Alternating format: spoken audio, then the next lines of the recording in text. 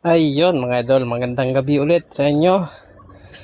At welcome ulit dito sa ating munting barracks ng ating betta fish mga idol. So ayan. So meron pa lang tayo mga idol sasagutin ng mga katanungan sa atin. Simula nung nag-post tayo ng dito sa ating ina-update, yung ina-update ko dito sa pagpapakulay ko nitong isda. So dalawa yung kanyang katanungan mga idol. Yung unang tanong is gaano ba kataas yung tubig at kailan ba dapat pagpakain ng live food sa ating betta fry. So ito mga idol, kasi nakita niya meron tayong grow out, meron tayong betta fry. So unang sagot natin mga idol is gaano ba kataas yung tubig or gaano kalalim yung tubig ng ating grow out tub. Ito yung mga idol yung aking grow out tub. Styro box lang siya na nilagyan ko ng plastic kasi tumatagas yung tubig. So yung size nito mga idol ng styro box natin is yung width niya is 50 cm, yung haba naman 70 at yung taas niya is 30 cm. So bali by 50 by 70 by 30 cm. So ito ganito kalaki yung ating grow out tub ng ating mga betta. So yun mga idol, sa taas ng tubig meron tayong panukat mga idol na dinala. Sa taas ng tubig mga idol, kahit gaano pa kalaki yung grow out tub mo, kahit trapal pond pa yan or ref tub, aquarium, iba-iba yung size mga idol ng ating grow out tub. Mas malaki na grow out tub, mas maganda mga idol. Dahil kung marami kang betta fry, kailangan mas malawak yung kanilang paglalangoyan. So mas maganda yun mga idol na paglalagyan mo ng grow out tub ng betta fry. So gaano ba kalalim? So sa akin mga idol, yung lalim ng tubig ko is nagre-range lang siya ng 3 inches hanggang 6 inches. 6 inches mga idol, yun yung max na nilalagay kong tubig. So dito, yung nilagay ko dito is mahigit 3 inches lang. Halos 3.5 inches yung yung nilagay na tubig. Kasi kaunti lang mga idol yung yung nilagay dito na isda na pinag-grow out kasi nag-start tayo nito, medyo palapit na yung winter season mga idol. Taglamig na kaya kumaunti yung natin. Yung mga i-grow out. So mga nagkasakit yung iba, namatay, kaya ayan, dami tayong casualties. Kaya naglalagay ako mga idol ng heater. Ayan, nakasit yan sa 27 degrees Celsius mga idol.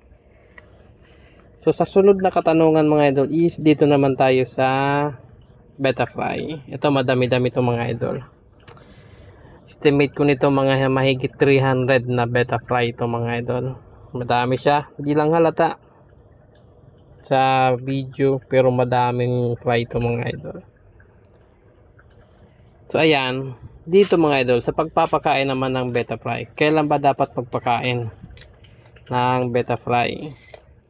So dito mga idol, ito ay 11 days old na betta fry. Yung pagkain nila mga idol, nag-start ako magpakain ito. Nagbibilang ako mga idol ng ng araw. Simula nung mag free swimming. Ibig sabihin yung horizontal na silang maglangoy. Yung normal na paglangoy ng isda. Kasi mapapansin nyo yung ibang betta fry, paikot-ikot, lumalangoy sila, pataas, paikot-ikot yan mga idol. Hindi pa fully develop yung kanilang swim bladder. So nagpapakain ako nito kapag nag-age na sila ng 5 days simula na mag free swimming sila. So nagbibilang ako mga idol. Halimbawa, nag-free swimming sila ng after 3 days. Sabihin na natin 3 days, free swimming na sila. Ayan. Magpapakain ako niyan mga idol. Unang pagkain nila is egg yolk. Kinabukasan, nung mag-age sila ng 4 days old mga idol, saka ako sa kanila magpapakain. So ayan. So hanggang kailan ba? Magpapakain ako sila sa kanila ng egg yolk ng araw-araw, every morning lang mga idol. Araw-araw, every morning sa loob ng 5 araw mga idol. So ayan. Nasabi ko na bilang ko to 11 days old na sila simula nung mag free swimming. Nagpakain ako ng 4 na beses ng egg yolk every day. And then nag-switch na ako nito ng pagkain nila ng live food na BBS. On the sabi natin 6 days mga idol, 5 days ganyan. Basta 4 na araw ako nito nagpakain ng egg yolk. Everyday lang, paunti-unti. Kinukuta ko yun mga idol sa tubig. Dinudurog ko yun ng daliri. Kinukutaw ko. Tapos pinapatak-patak lang dyan mga idol. Kaya kung mapapansin nyo, ayan, kung mapapansin nyo, yung ibabaw niya parang may oil. Ayan o. Dahil yan mga idol sa itlog. Ayan.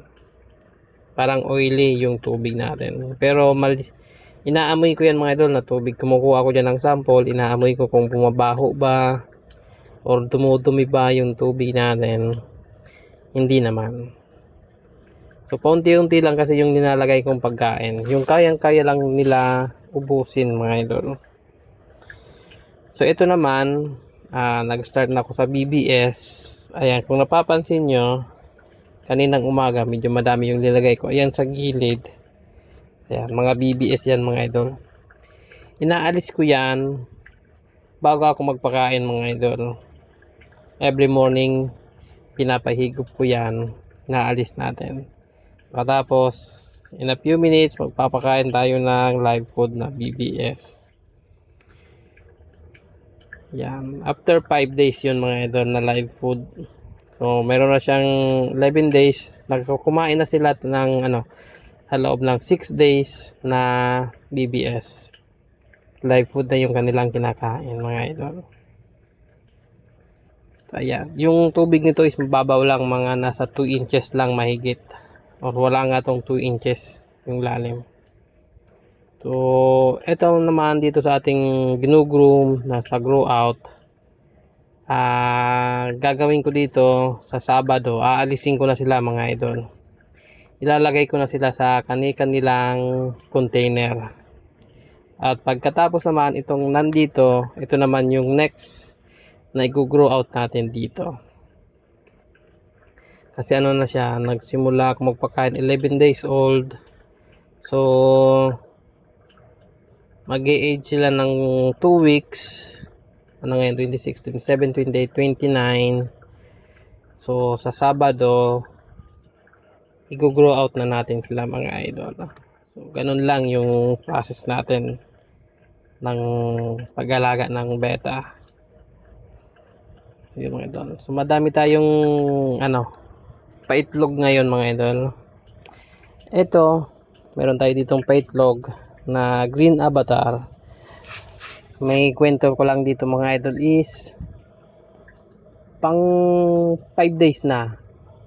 Tama, 5 days na silang nandito. Yung niya, yung fry niya mga idol. 'Di ba simula nung maitlog sila, bibilangan tayo ng 2 araw, hatch na yung yung fry. Ito hindi mga idol. 5 days na to dito. Yung niya, fry niya, nandito pa rin sa bubble nest. Ayun, may nakitang isa. Hindi pa sila nagpi-free swimming. Nandyan lang sila sa bubble nest mga idol. Di ko alam kung kinakain ba nitong tatay or Napaka-active nung tatay.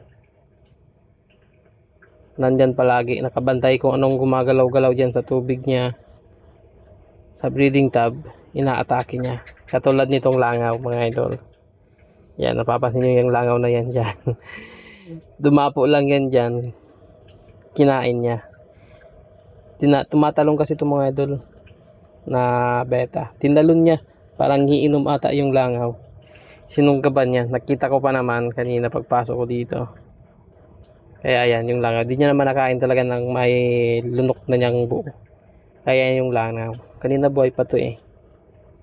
Patay na. Hinayaan ko lang. So ayan, ayan o. Di niya na tinutuka. Di na kasi gumagalaw. So ayan mga idol. So dun sa katanungan idol, yun yung aking sagot sa inyong katanungan. Turo ko lang kayo mga idol. Ito yung pagkain ng ating mga gino-grow out. Adapt niya. Adapt niya mo na galing to kay Justin Tackle. Sa mga gusto bumili at mag-culture, worth it mga idol yung 100 pesos na binili ko kay Justin Tackle. Kahit kaunti lang yung kanyang binigay. Wala pa nga isang linggo. Dami na. Nagbabawas na ako dito mga idol. Nag-start na ako magpakain. Nang nabili ko, after 3 days, napansin ko parang ang dami na. Ang bilis niya talaga dumami. Tulad dito, ang dami sa kanto. Ayan o. Ang dami dito sa kanto. Ang daming maliliit. Ang daming maliliit. Ang bilis niya talaga dumami. So, nauubusan tayo ng green water. So, yun lang mga idol. Ito may parang lumalangoy na Hindi naman kiti-kiti. Mahaba eh. Parang bloodworm. 8 yung langoy niya. Ano kung makita sa Ayan o. Ito gumagalaw-galaw dyan. Ayan o. Parang uod. Parang bloodworm. Hindi naman siya kiti-kiti. Kasi alam ko naman yung langoy ng kiti-kiti eh.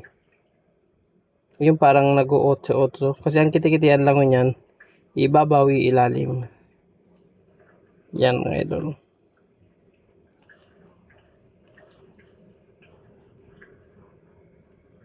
Ayun, mayroong beta-fly na nahulog. So ano pa ba mga idol? Tutur ko na lang kayo dito. Ito, nag-start ako nito mga idol. Nagpakain ako nito kaninang umaga kasi ayan. Simulan na silang lumangoy. Pang na nila, pang 5 days old na.